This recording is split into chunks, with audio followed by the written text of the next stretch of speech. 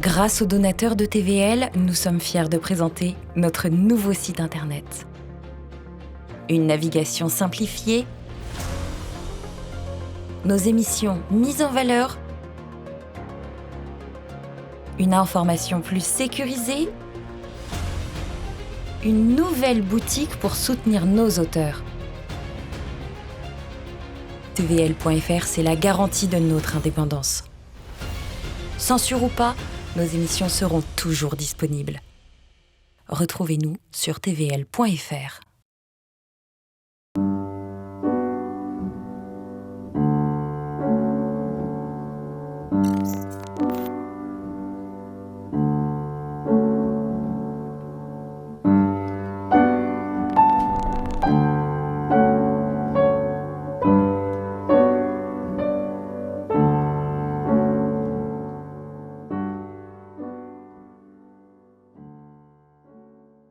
Bienvenue dans cette nouvelle émission des idées à l'endroit.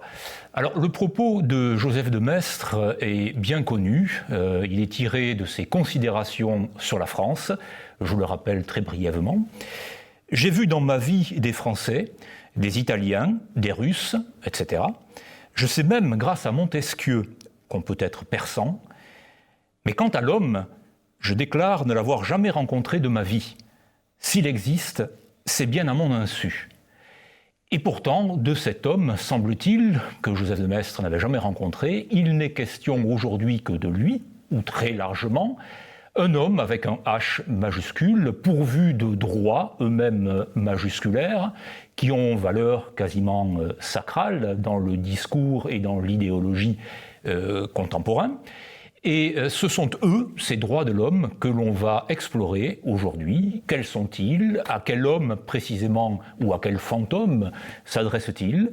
Nous allons en parler avec trois invités.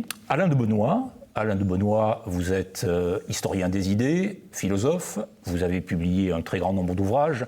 Je me contenterai d'en citer un seul, comme je le ferai d'ailleurs pour les autres invités dont les bibliographies sont importantes pour l'émission donc, qui nous concerne aujourd'hui.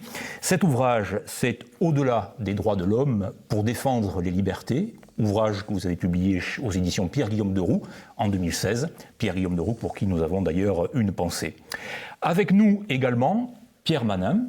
Pierre Manin, vous êtes philosophe vous-même, éminent spécialiste de philosophie politique, vous avez été directeur d'études à l'École des hautes études en sciences sociales, et je ne citerai également que l'un de vos ouvrages qui concerne directement cette émission, La loi naturelle et les droits de l'homme, publié aux presses universitaires de France dans la collection Quadrige, collection de poche, en 2020.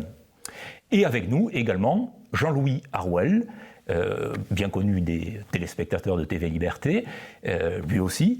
Vous êtes professeur émérite d'histoire du droit à l'université Panthéon-Assas, à Paris bien sûr. Vous avez vous-même consacré un ouvrage assez pugnace, on peut le dire, assez combatif à cette question-là. Ouvrage qui s'intitule « Les droits de l'homme contre le peuple » et c'est aux éditions Desclés de Brouwer. Vous l'avez publié en 2016 également comme le livre d'Alain de Benoît. Alors, Joseph de Maistre écrit cette phrase fameuse dans son livre « Considérations sur la France ». Cela ne me semble pas, fût-il savoyard, neutre. C'est bien de la France que quelque chose est venu à propos des droits de l'homme, quelque chose qui a été formalisé d'une manière très solennelle à travers la Déclaration des droits de l'homme et du citoyen de 1789. Processus qui a suivi son cours jusqu'en 1948 avec la déclaration dite universelle des droits de l'homme. Il s'est donc joué là, dans le XVIIIe siècle français, quelque chose d'important, lié bien entendu à la Révolution française. Alors Alain de Benoît, ce surgissement de cette formalisation des droits de l'homme au XVIIIe siècle français, que signifie-t-il d'un point de vue d'abord strictement historique? Pourquoi la France? Pourquoi le XVIIIe siècle? Bon, c'est une question évidemment difficile, parce que ça ouvre la porte à tout un pan de l'histoire des idées, et je crois qu'il faut un peu recentrer. Vous avez prononcé le mot « sacral ». à propos des droits de l'homme et de l'idéologie des droits de l'homme, et je pense que c'est un mot qui s'impose. L'idéologie des droits de l'homme n'est pas nouvelle. Elle renvoie à l'épisode, pour faire simple, à la philosophie des Lumières et à l'anthropologie libérale, mais avec des racines sans doute plus anciennes. Mais aujourd'hui, elle a cessé d'être une sorte de référence de convenance qui revenait régulièrement dans les discours sans que ça ait une grande importance. Depuis quelques décennies, les droits de l'homme sont devenus actifs, si l'on peut dire, c'est-à-dire qu'on ne peut qu'être frappé de la place et de l'ampleur de la place qu'ils occupent aujourd'hui dans le discours public, à la faveur de un peu tout et n'importe quoi. C'est-à-dire qu'il y a toujours la référence magique aux droits de l'homme. Je crois que c'est Régis Debray qui disait que l'idéologie des droits de l'homme est devenue la nouvelle religion civile de notre temps, et je crois que c'est assez vrai. Alors, le XVIIIe siècle, qu'est-ce qui s'est passé? À mon avis, il s'est passé une rupture qu'on n'a pas le temps d'examiner dans tous ses aspects, mais qui, sur le plan du droit, est une rupture très forte vis-à-vis de la conception que l'on avait du droit dans l'Antiquité, en Grèce, à Rome, dans les manuels des jurisconsultes, le digeste, etc. Ce droit de l'Antiquité, on l'appelait le droit naturel classique. Et aujourd'hui, l'idéologie des droits de l'homme, c'est le droit naturel moderne. Ces deux droits naturels ne s'enchaînent pas harmonieusement. Je pense qu'ils ont des fondements qui sont tout à fait opposés. Résumons-les très rapidement. Dans l'Antiquité, qu'est-ce que c'est que le droit? Le droit, fondamentalement, c'est le domaine juridique. C'est l'ensemble des techniques qui permettent autant que possible, d'instaurer l'équité dans une relation. Qu'est-ce que ça signifie? Dans une relation, ça veut dire qu'il n'y a pas de droit en dehors d'une relation, ce qui paraît tomber sous le sens. Il n'y a pas de droit en dehors du social. Et d'autre part, ce droit est objectif aux individus. Le rôle du juge, qui dit le droit, juridiction, il dit le droit pour faire en sorte que chacun soit intéressé par l'équité en se voyant attribuer sa part, ce qui lui revient. C'est la citation classique « suum cuique tribuere », attribuer à chacun sa part, ce qui lui revient. Or, à l'époque moderne, dans l'actuelle idéologie des droits de l'homme, on est dans une toute autre perspective. Le droit n'est plus objectif, il est subjectif, et l'on imagine même qu'il puisse se passer du social. Pourquoi? Parce qu'on estime, c'est ce que dit John Locke en particulier dans des textes qui ont aujourd'hui valeur canonique, que le droit, un droit, c'est quelque chose qui appartient à l'individu en tant qu'il est un individu. On est à une aïté avec des droits comme on est avec des bras, des jambes, une bouche, des oreilles, etc. C'est évidemment des choses totalement différentes. Si le droit est inhérent à la personne, cette personne est titulaire de droit et non pas seulement attributaire, et se trouve fondée à demander la garantie de ses droits, notamment parce qu'on est dans une perspective libérale, contre tout ce qui excède sa dimension individuelle.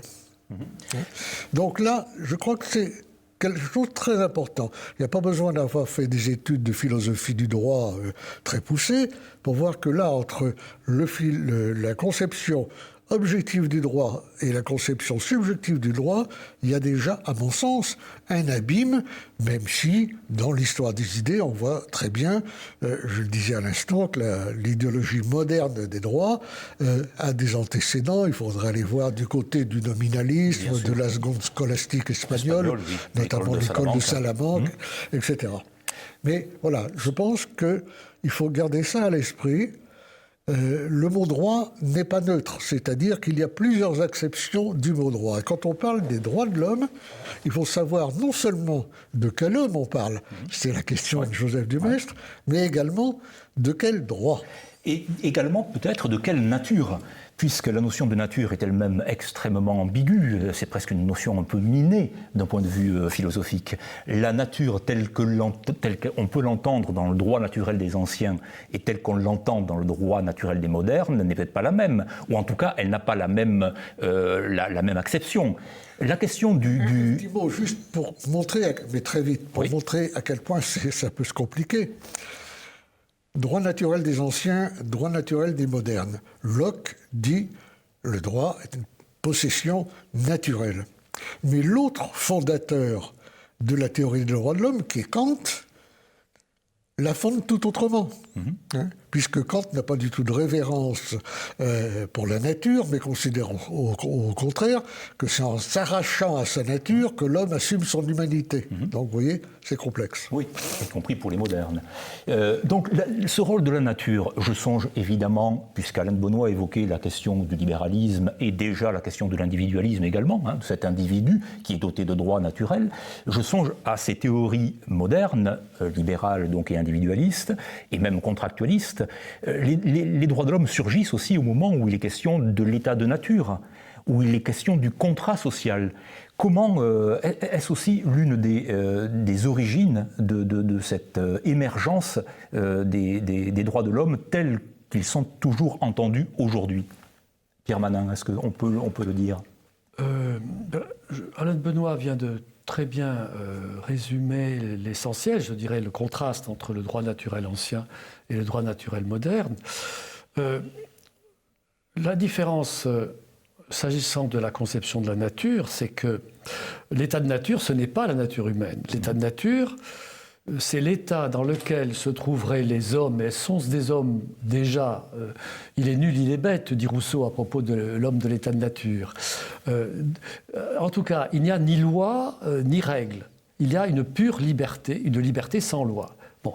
Tandis que pour le droit naturel ancien, pour le bon sens avant l'irruption de cette nouvelle compréhension du monde humain, eh bien, c'était la nature était au somme la finalité même de l'être humain, animal politique, animal social, qui avait en lui-même une sorte des tendances vers l'accomplissement de cette nature, avec des obstacles, des entraves, mais enfin, la nature était une force dynamique en quelque sorte, une tendance dynamique de l'être même des êtres humains.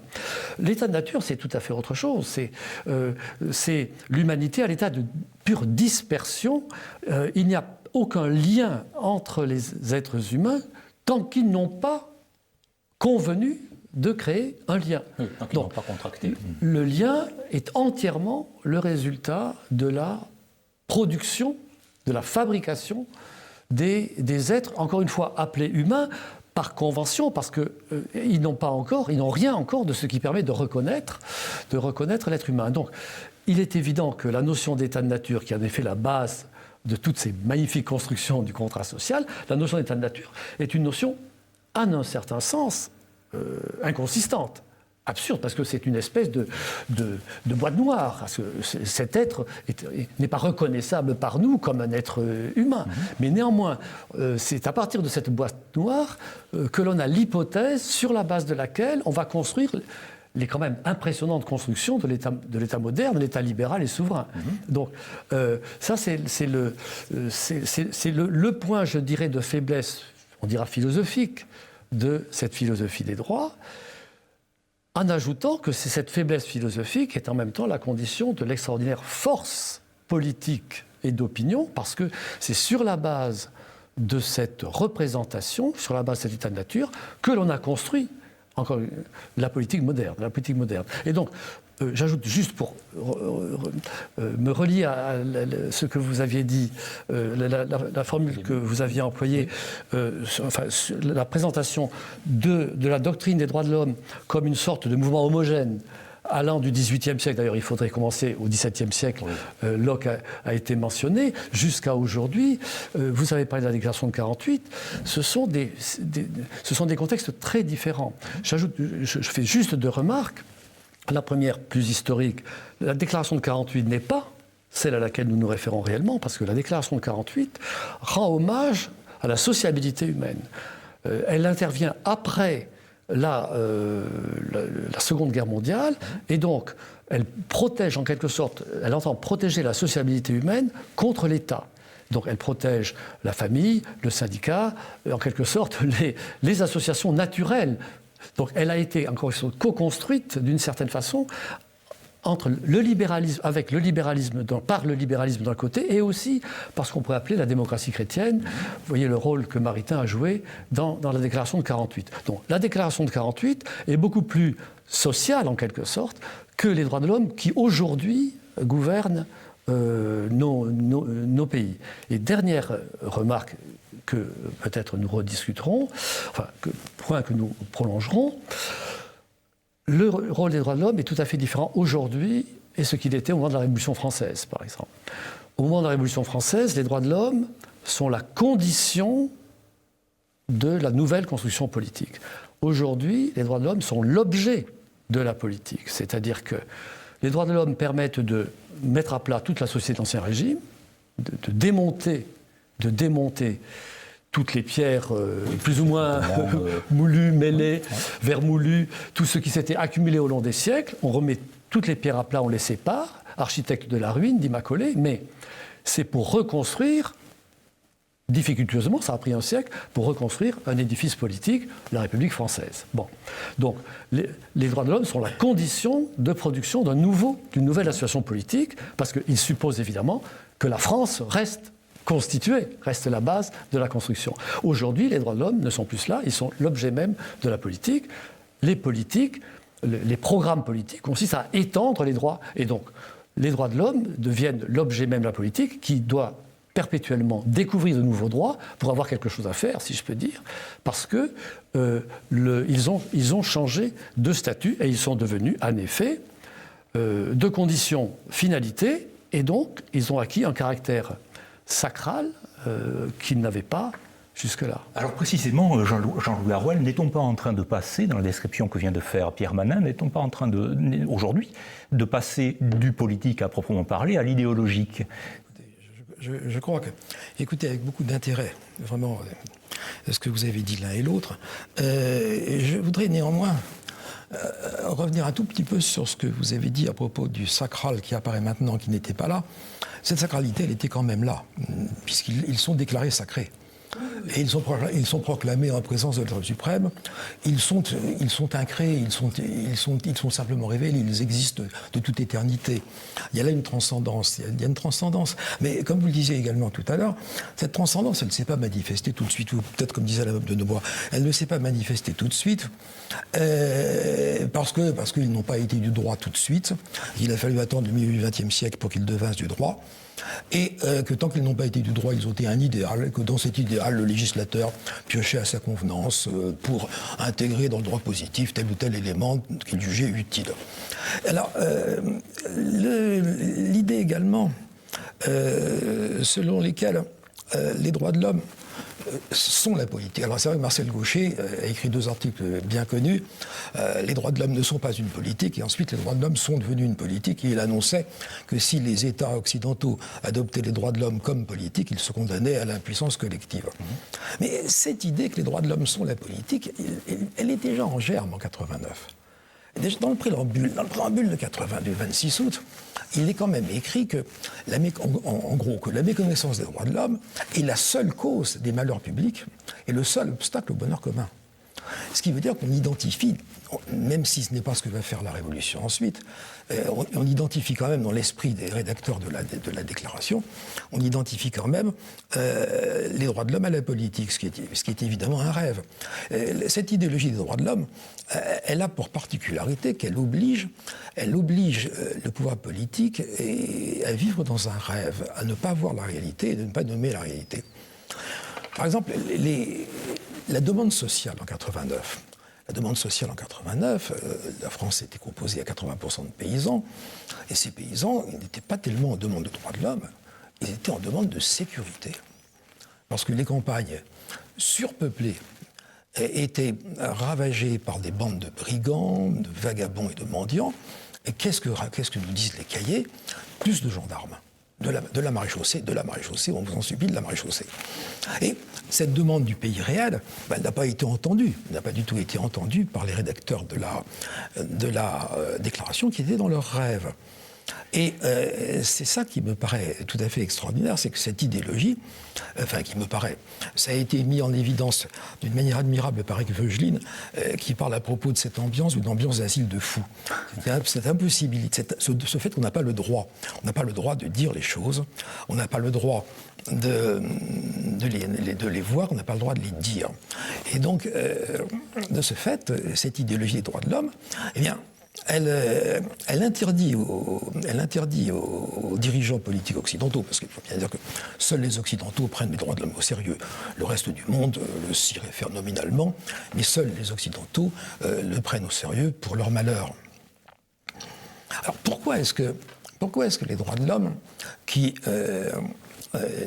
n'était finalement qu'un idéal auquel le législateur se référait, et au fond il s'y référait pour en faire dans la pratique les libertés publiques des citoyens des démocraties occidentales. Ça n'avait rien de révolutionnaire. Parce que les libertés publiques, c'était les libertés publiques. Les libertés publiques, ce n'est pas, comme on le sait bien ici, ce n'est pas une invention de 1789.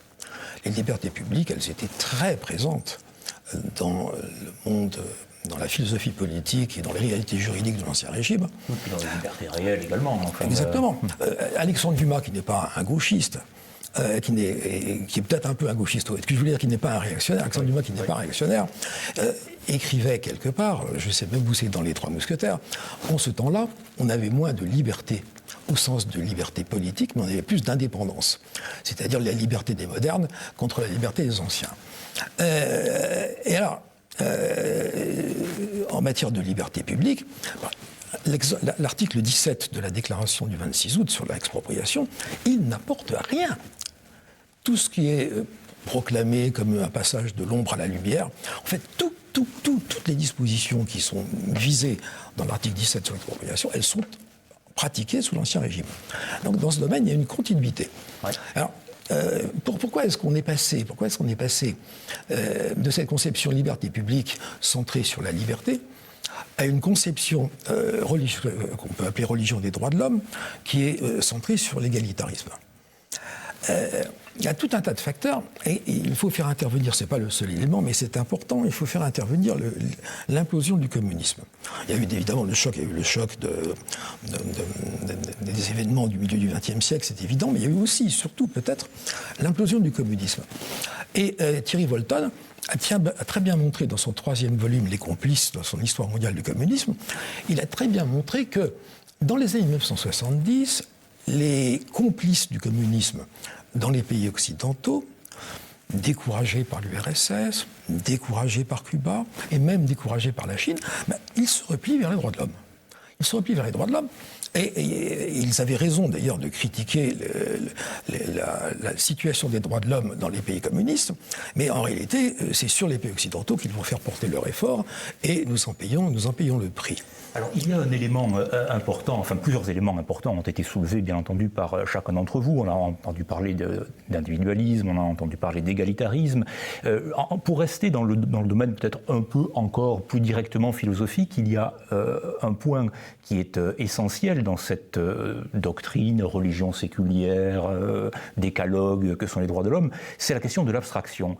L'homme qui est, c'est le point de départ de cette émission, Joseph de Maistre, l'homme qui est mis en avant, qui est mis au centre de ces droits-là, c'est un homme abstrait. On parlait de liberté réelle, on peut parler de liberté abstraite. À quoi s'oppose l'indépendance d'ailleurs ? C'est un abstrait, sauf si c'est un processus très important, le processus d'abstraction. Je ne veux pas monopoliser la parole, mais... je vous en prie, Alain Benoît. Je veux dire que quand on parle de l'usage qui est fait de la référence aux droits de l'homme, on peut donner 1000 considérations, mais ça n'éclaire pas le fondement. Je suis tout à fait d'accord avec Jean-Louis Harouel lorsqu'il dit que les droits de l'homme ont été considérés dès le départ comme sacrés. Mais ils ont été considérés comme sacrés dès le départ par ceux qui les avaient théorisés, pas par l'ensemble des gens. Tandis qu'aujourd'hui, c'est le cas. Dire aujourd'hui « je ne crois pas aux droits de l'homme », c'est l'équivalent de dire « je ne crois pas en Dieu » il y a quelques siècles. Oui. C'est un blasphème. les droits de l'homme sont une référence depuis longtemps, mais quand le général de Gaulle ou n'importe quel dirigeant de la même époque se rendait dans un pays un peu autoritaire, il ne prenait pas soin de déclarer « je n'oublierai pas de parler des droits de l'homme », n'est-ce pas? Donc c'est la révérence obligée. On est dans une sorte de mantra, hein, c'est une croyance. C'est René Cassin, je crois, qui, à propos de la Déclaration universelle des droits, disait c'est un acte de foi. Hein. Il y a des gens qui croient au Père Noël, au Petit Jésus, aux secours volantes, il y en a qui croient aux droits de l'homme. Fondamentalement, c'est à peu près la même chose. Mais revenons à l'idée centrale, de quel droit parlons-nous, de quel homme parlons-nous. Il y a une critique qu'on entend très souvent, qui vient, une critique de bon sens. Il y a beaucoup de gens qui disent « mais on parle tout le temps des droits, on parle jamais des devoirs. Hein ». Mais du point de vue de la théorie des droits de l'homme, c'est parfaitement logique. Pourquoi? Parce que même si vous êtes seul, vous avez des droits dans la théorie des droits de l'homme. Mais évidemment, vous n'avez pas de devoir si vous êtes tout seul. Vous pouvez avoir de devoirs qu'envers un tiers. Robinson Crusoe, sur son île, quand apparaît vendredi, il peut avoir des devoirs vis-à-vis de lui ou vice-versa. Mais par contre, quand il est seul, il a toujours des droits. Hein. Les droits, c'est quelque chose qui fait partie de façon imprescriptible de l'être humain. Ça, c'est véritablement la... Oui, c'est la négation de toute politique et de toute relation, bien entendu. Ce qui explique d'ailleurs... Ça se rattache à l'idée que l'homme, ou le préhomme, a pu exister avant tout contrat, avant tout état politique et social, qu'on était dans le pré-social, il y avait quand même des hommes. Je ne sais pas quel langage ils employaient d'ailleurs, puisqu'ils ne vivaient pas socialement. Donc tout ça est évidemment très absurde. Hein. Oui, c'est un édifice qui repose sur une fiction, au fond. Mais, oui, Pierre Manin, vous fiction, abstraction, oui. Mais qui gouverne... de plus en plus la démarche politique, parce que, encore une fois, en effet, les droits de l'homme ont cette caractéristique inconcevable d'être un droit enraciné dans l'individu seul. Mais donc, pour qu'on arrive jusqu'à la racine des droits de l'homme, il faut réduire la société à cet état où il n'y aurait que des individus seuls, sans relation. Par exemple, l'idée traditionnelle des droits de l'homme, pendant un siècle et demi au moins, ne touchait pas, je dirais, aux bases de la société non politique, aux bases de la société conjugale ou de la famille. Il est évident qu'on présupposait une sociabilité naturelle.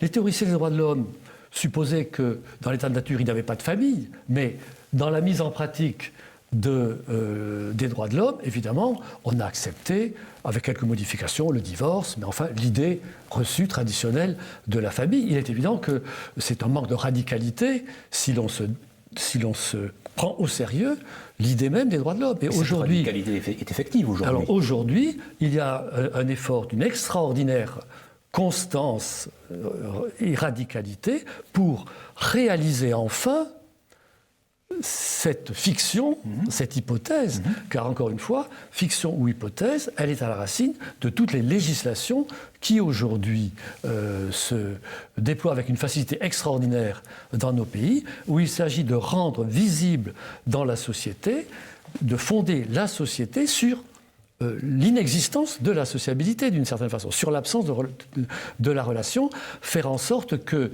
ne soit présupposée aucune relation naturelle entre les êtres humains. Il faut que tout ce qui se passe entre les êtres humains apparaisse visiblement comme le résultat d'un contrat et d'un consentement continué. La preuve de l'extension de ce système, c'est les premières choses que les enfants apprennent, c'est « j'ai le droit ». J'ai bien le droit, pourquoi je n'aurais pas le droit? Ça serait intéressant de savoir d'ailleurs, dans le langage enfantin, quand ça s'est manifesté pour la première fois.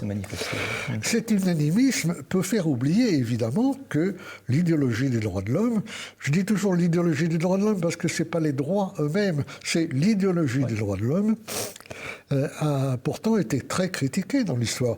Et des critiques très différentes. Vous avez la critique conservatrice de Edmund Burke, vous avez la critique contre-révolutionnaire de Joseph de Maistre, vous avez la critique utilitariste de Jérémy Bentham, vous avez la critique de Karl Marx, qu'il ne faut pas oublier, et qui montre l'équivoque, en particulier, qu'il y a dans le texte de la Déclaration de l'homme et du citoyen.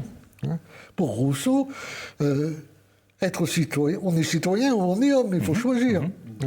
Et c'est logique.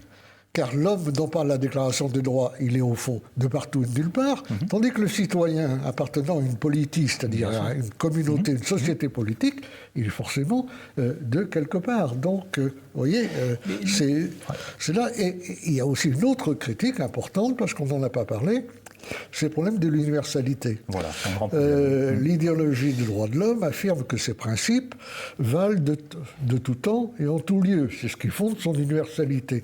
Or, cette universalité est sujette à caution du fait des contingences qui tiennent à sa naissance, c'est-à-dire qu'elle est géographiquement située, historiquement située. Considération sur la France. Et indissociable, justement, d'une conception de l'homme qui met l'individu au centre.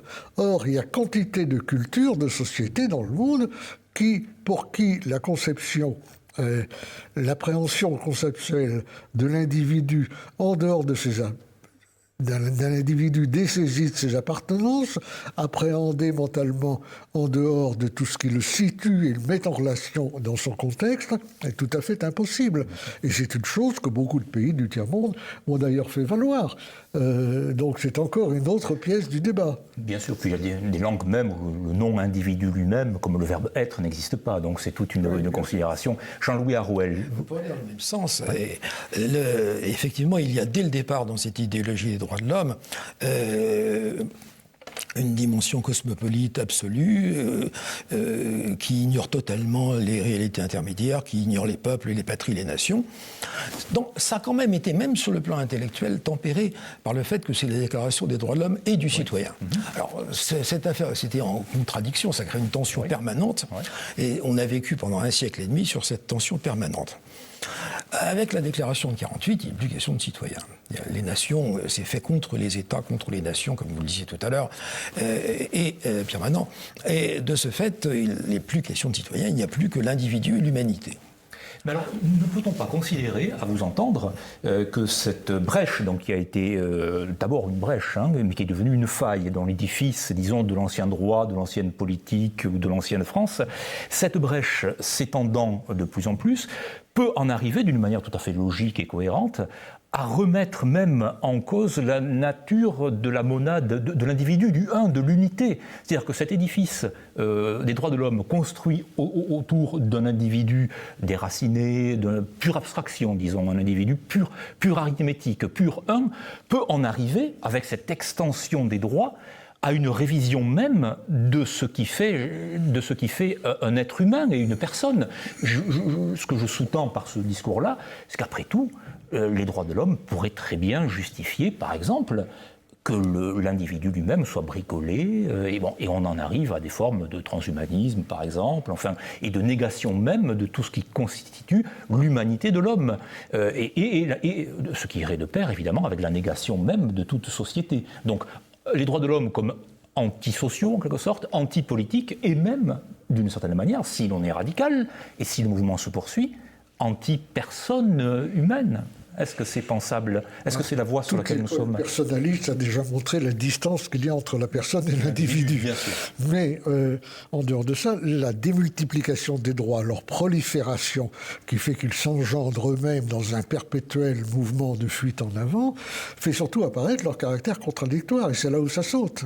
Parce que si vous avez en même temps le droit au travail et le droit au loisir, le droit à l'avortement, le droit à la vie, et ainsi de suite, il y a un moment, ça devient très très compliqué. D'où la judiciarisation qui suit derrière pour essayer de démêler, et finalement on n'y arrive plus du tout.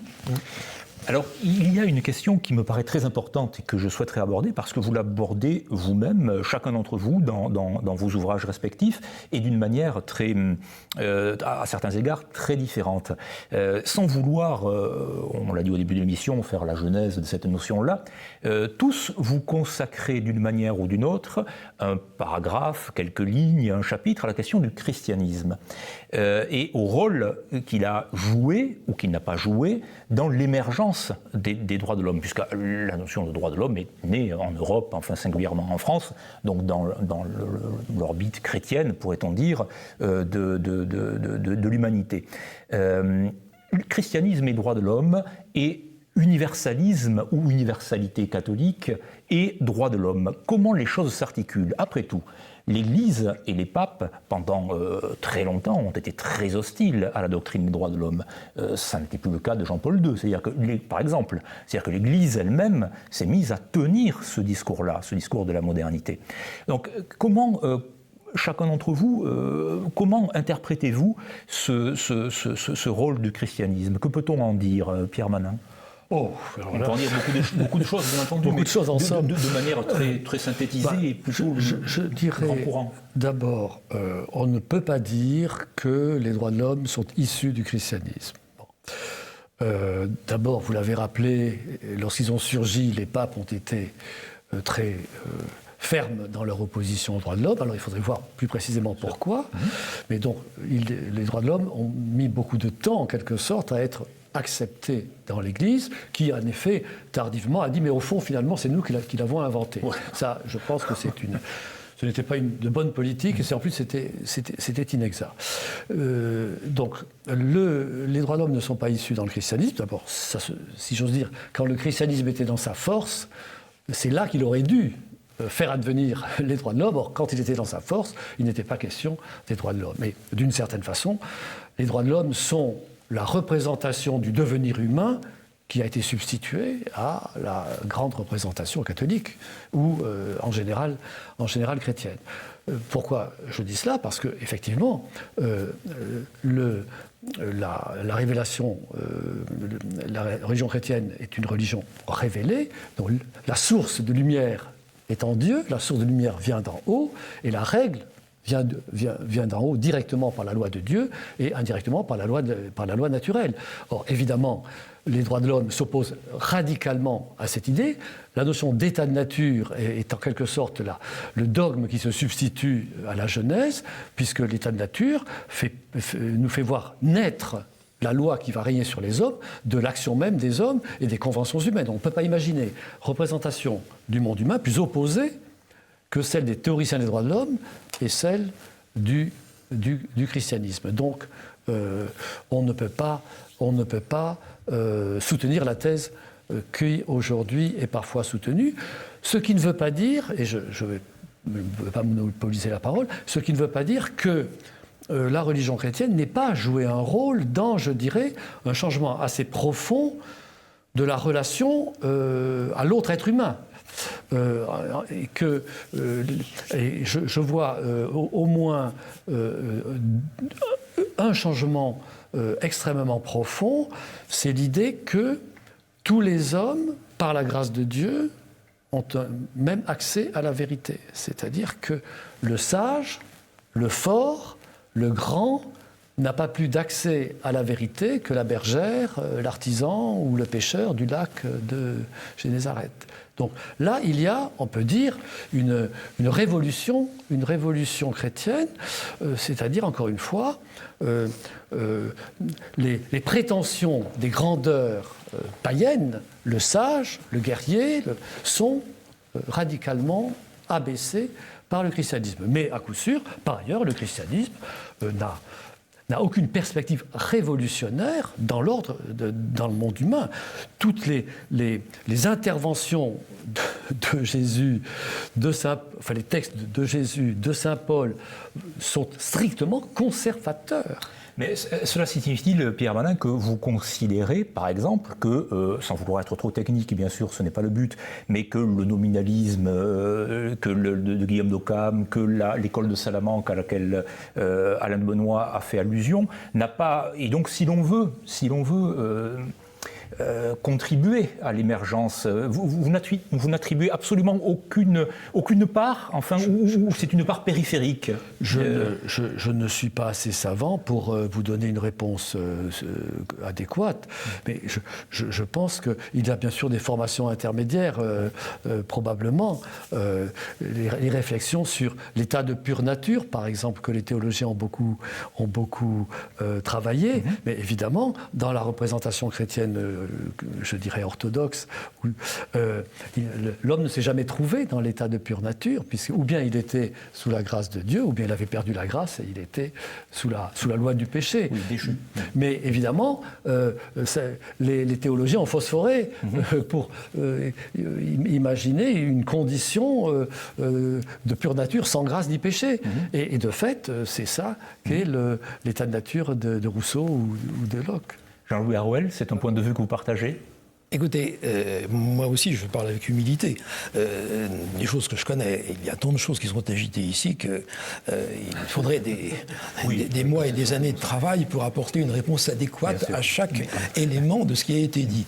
Et il me semble qu'à beaucoup d'égards, la religion des droits de l'homme telle que nous la connaissons, la religion séculière des droits de l'homme, se rattache à la religion de l'humanité. Cette religion de l'humanité, même si elle... La religion du Fils de l'homme. Dans la religion, vraiment la religion de l'humanité telle qu'elle a commencé à être mise en place, notamment au XVIIIe siècle par des auteurs comme Herder ou comme Lessing,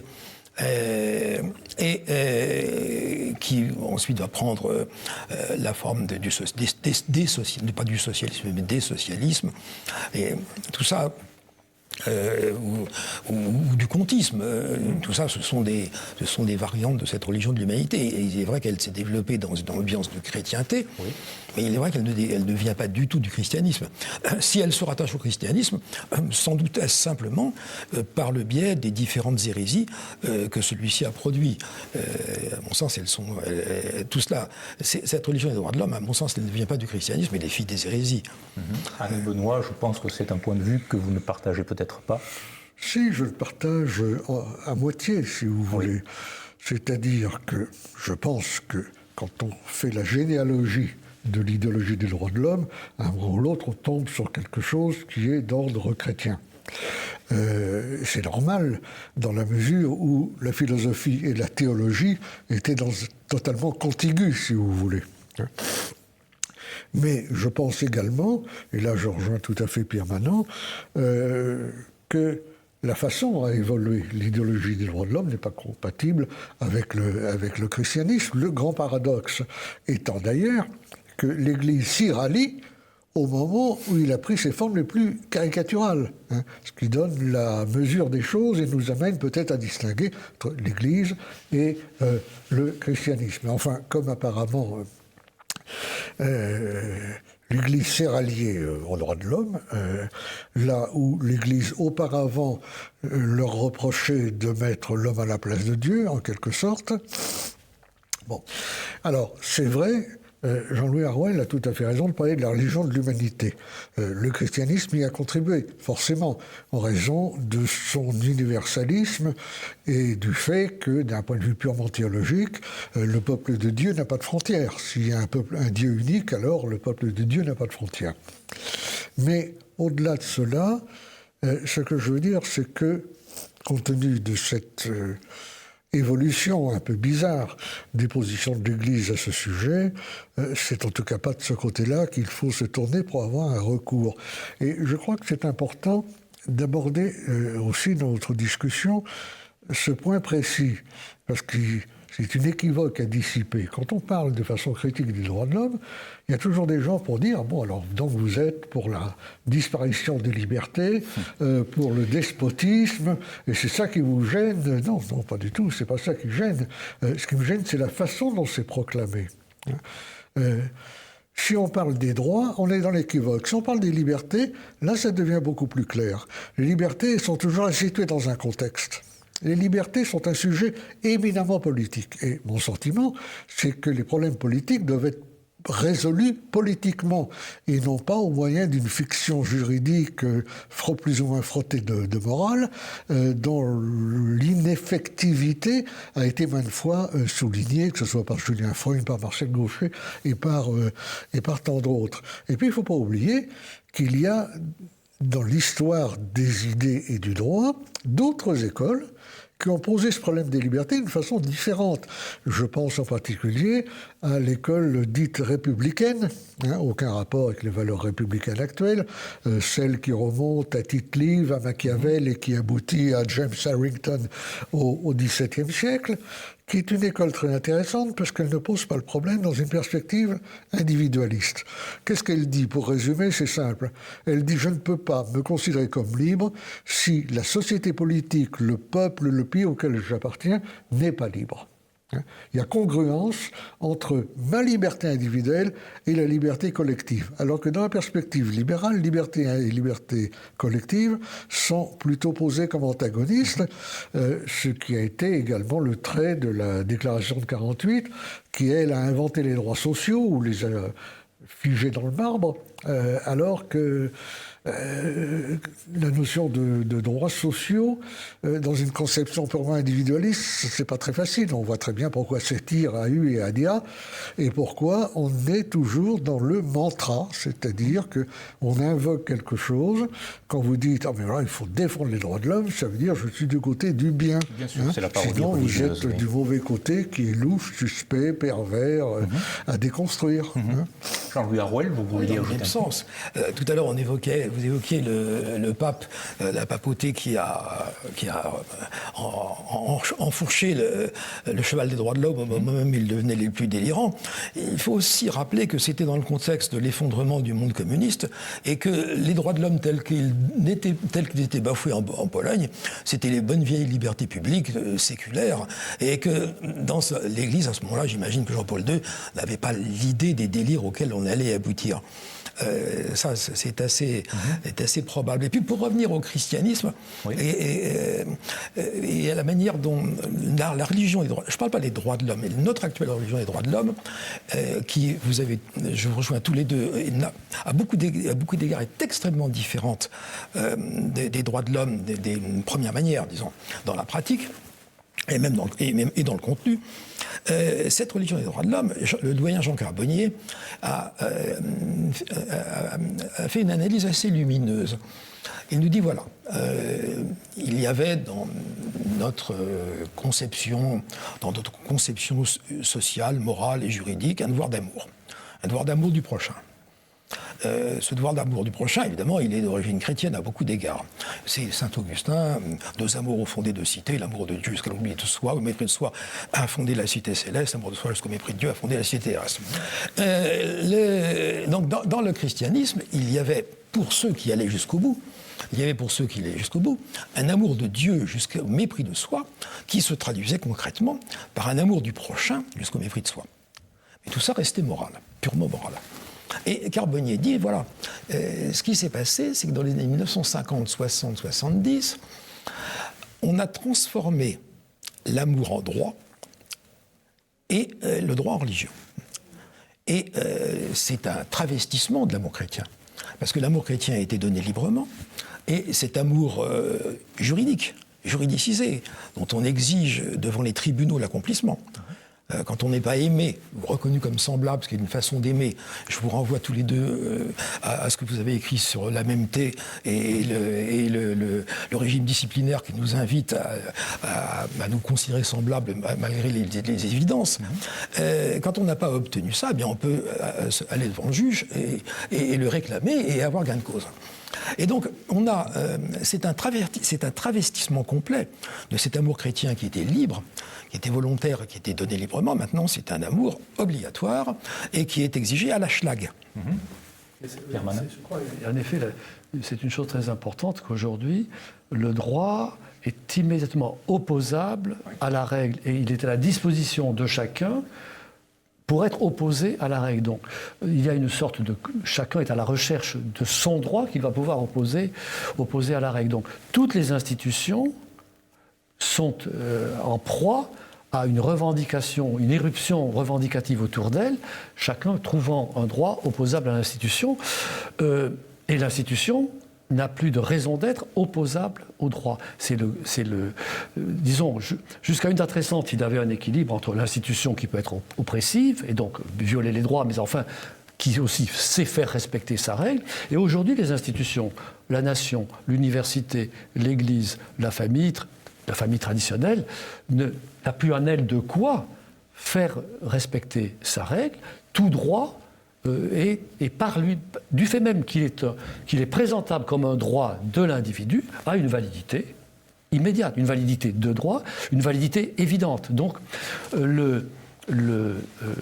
les constituants du monde humain sont exposés à un droit qui, a ce privilège extraordinaire de ne pas avoir à se justifier. Il suffit qu'ils se revendiquent. Et les malheureuses institutions laïques, religieuses, nations, familles, universités, qui sont obligées d'argumenter pour justifier leurs règles, elles sont bien dépourvues parce que l'autre, il a un avantage énorme puisqu'il n'a pas de raison à donner, puisqu'il a le droit. Et c'est d'où la paralysie générale des institutions. On a un très bon exemple de cette évolution en forme de course effrénée à propos des débats sur les transsexuels et autres, n'est-ce pas? Parce qu'on a commencé par dire « j'ai le droit de changer de sexe », ce qui supposait que c'était possible, mais bien, très bien, ou de changer de sexe. Bien. Mais après, on a été plus loin. Je suis un homme, mais je me considère comme une femme. Je suis en droit d'exiger que la société me regarde comme moi je me considère. Donc c'est une subjectivité à double étage. Et là, on est tout à fait dans le fond de l'affaire, n'est-ce pas? Juste un petit mot à propos du christianisme. Je pense qu'il y a une notion éminemment chrétienne sur laquelle l'idéologie des droits peut s'appuyer en première lecture, si je peux dire. C'est la notion de dignité. Tout homme humain a sa dignité, etc. Ça ne veut pas dire qu'il ait tous des droits, mais enfin, bon, il y a une forme là aussi de parenté. Il ne faut pas oublier que la notion même de dignité, telle que la conçoit le christianisme, résulte d'une relecture de ce que les anciens appelaient la dignitas, car la dignitas n'était pas une vertu, parce que comme toutes les vertus, on pouvait avoir cette dignité ou ne pas l'avoir, ou l'avoir en partie. On pouvait être digne, porteur de dignitas, ou on pouvait être indigne. Or là, la dignité, elle est inconditionnelle, en quelque sorte. Ouais. Bien, il y a aussi bien d'autres aspects autour de cette question des droits de l'homme que nous aurions pu aborder. Le temps passe et notre émission se termine.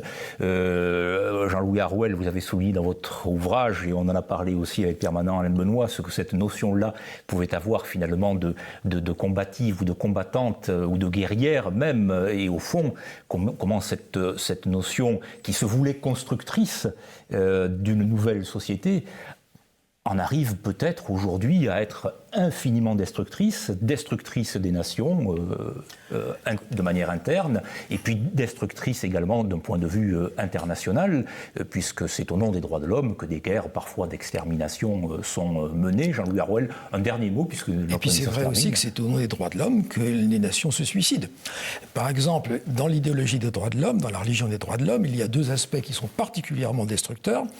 C'est la valorisation de l'avortement au point d'en faire une norme sociale obligatoire ou quasi obligatoire, et d'autre part l'immigrationnisme, avec pour résultat que, avec la valorisation de l'avortement et le caractère quasi obligatoire de l'avortement, on creuse un immense vide démographique, et qu'avec l'immigration,isme, on remplit ce vide démographique par des êtres humains qui sont issus d'autres peuples, d'autres civilisations, et donc un pays se détruit volontairement, consciemment, et il sera automatiquement, c'est le thème du grand remplacement qui est à l'œuvre.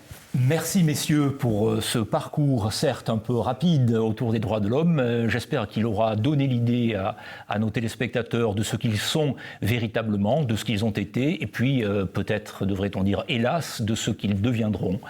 Merci à tous et à très bientôt.